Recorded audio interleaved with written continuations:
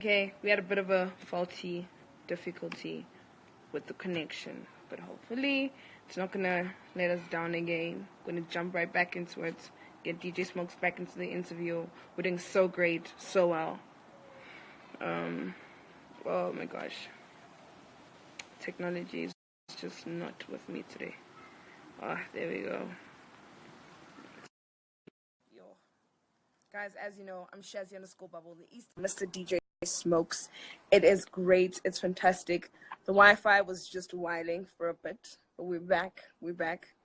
As you know, the Thursdays, DJ Smokes is Let's and Marvel. There we go. We're back. We're back. I'm so sorry. The connection not on our side right now. No worries. But yeah, I was asking you, what do you personally consider to be the most incisive moments in your artistic career? Okay. Yeah, I'd have to say working with AB Crazy was probably like huge because that introduced me to DJ Bobstar, who got me onto Metro FM. So that was pretty huge. But I think ultimately, if I'm going based on like an outsider's perspective, it's probably Smoking on Thursdays because I met the whole industry through that, and I announced my name through that. I got, so much following through that. I got booked at like festivals and like so many different things came from that. So I'd have to say that was probably the most lucrative process. And I think what it taught me is just working hard, because if you just stay humble and you continue to work hard, then those are the things that happen. Because I remember when I started that event, it was like 10, 15 people. And, our biggest one ended up being like 1,200 people in a venue that's only supposed to take 400. So that is not crazy. Wow. Yeah. And like, what currently your main challenges as a DJ? What is it about DJing compared to producing your own music that makes it interesting for you? Well, you have to understand, like, as a DJ, and a friend of mine, DJ Slipping, we had a conversation about it this weekend. Like, you got to be competitive, because at the end of the day, the next guy is waiting. Like, there's definitely somebody waiting to take your spot. It's not a joke. That's why I'm such a big fan of sports. Like, I watch a lot of basketball because at the end of the day, it's a competition and it's competitive. And you have to realize that because if you stop, someone is waiting to take your spot. Like, there's no if or ands about it. If you're somewhere, like, someone's definitely waiting to take your spot. So if you move and you're taking a break or you're taking a different direction in your career, just know that you're moving up. I think that's the best advice that I can give somebody is once you've established yourself in the game, the race is on. Everybody's nice in the beginning. People will literally help you out and put you on and everything. But once you're established, you're on your own, fam. Like, don't be entitled. I've been seeing a lot of DJs out here, like, they're entitled, like, yo, why am I not getting booked for this festival? I was booked last year. I'm not booked this year. Guys are catching feelings. And it's like, mate, it's a competition. It gave you a chance. You had your chance. You did well with it. It's on you to elevate at the end of the day.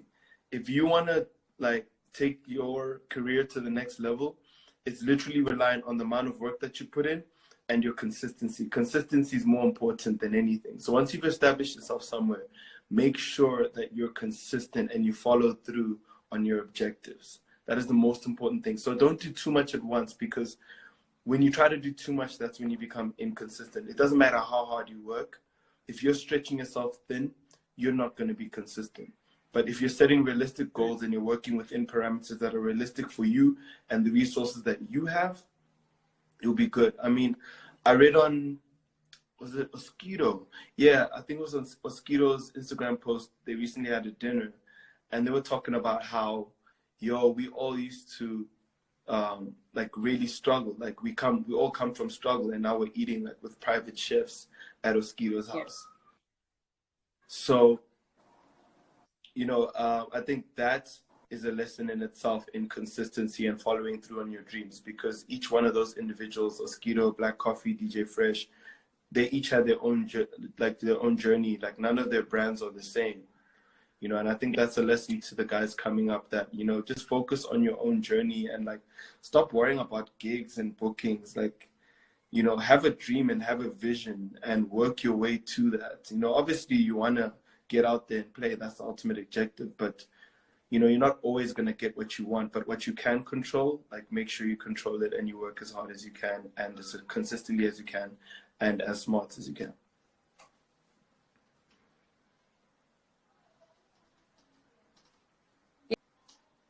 Yeah, secure your own bag. Don't sleep off, guys. And you know, you're playing your set, you're on the decks, you're doing your thing, and you get those for 7. Please play me this song. Play a particular record on your set. Is there a criteria other than pure subjectivity for selecting what you play at a gig? Okay, usually I like to come to a gig prepared. So, you know, I'll have like some kind of crate or a folder, especially for that specific venue. If not, then I'll just have a general party set planned. And what's gonna kind of govern what I play is the people. You know, I play based on response. I have like a general idea of what I want to do ultimately, but the energy that the people give you ultimately is what's going to determine what you actually play, or at least in my case, because, you know, I can't play like festival songs to a small crowd of people, or I can't play a high energy set if I can see that, okay, this crowd is actually tired. So sometimes as a DJ, I have to work them up, like, okay, you know, give them like a 15-minute break, slow down the tempo, let the songs play for a verse or two, and then you can quicken the tempo as you start to notice the energy starts to rise. Or I'll also listen out for the crowd if they're singing along, you know. So for me, it's all about eyes and ears. My eyes and ears are not only on the music and the decks, but my eyes and ears are also on the crowd. Like, you know, so are they singing along? Are they engaging? You know, are those random dudes coming through to give you dabs, high fives, and all of that? That's going to kind of govern where the set is going. And obviously, I'm going to use all of the skills that I have in my arsenal and kind of execute that. And if there's something new, like new tricks or new ideas that I want to try, then I'll definitely, you know, incorporate that into my DJ set. Oh, that's fantastic. And your mixes, your 2 mixes, Up in Smoke Volume 7, has just been released on SA's major station. And I had to listen to it. I lost my morals here and there. It was shame up in my bedroom. I had a 1-bedroom party. What was the process to making this amazing beat? Like, it was fantastic. That mix, wow. It showed me flames. Okay, so usually with my mixes, I start with the playlisting. It'll probably take like maybe an hour or two coming up with the playlist. So I'll start by playlisting, and then once I've done the playlisting, then I'll start to just mix the songs together. So I'll start by doing the intro and then coming up with the concept for what I'm going to do in the middle and, you know, what I'm going to do at the end of the mix as well. So yeah, it's literally just a process of starting with gathering everything, and then once I've kind of got a general idea of where I want to go, then I just mix it all together as creatively as possible. And then because it's radio, in the process of making my mix, I have to clean it as well.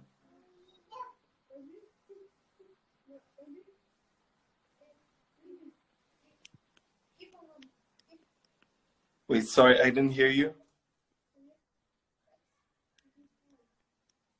Damn, I still can't hear you. I'm gonna hear you.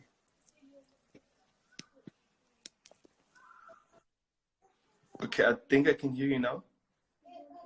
And what goes in the process of cleaning it?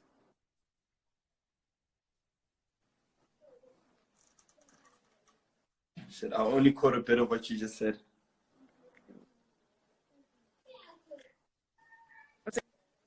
What goes into the process of cleaning your mix before you're able to put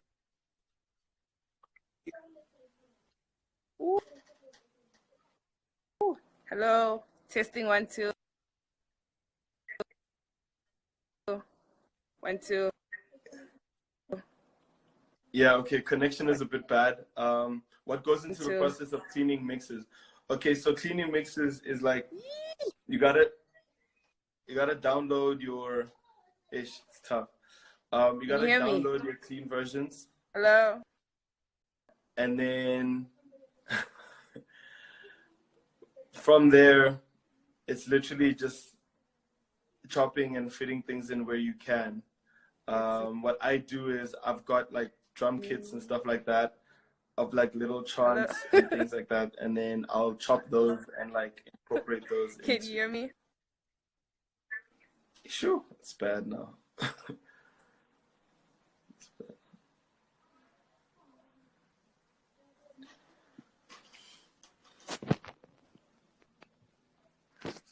When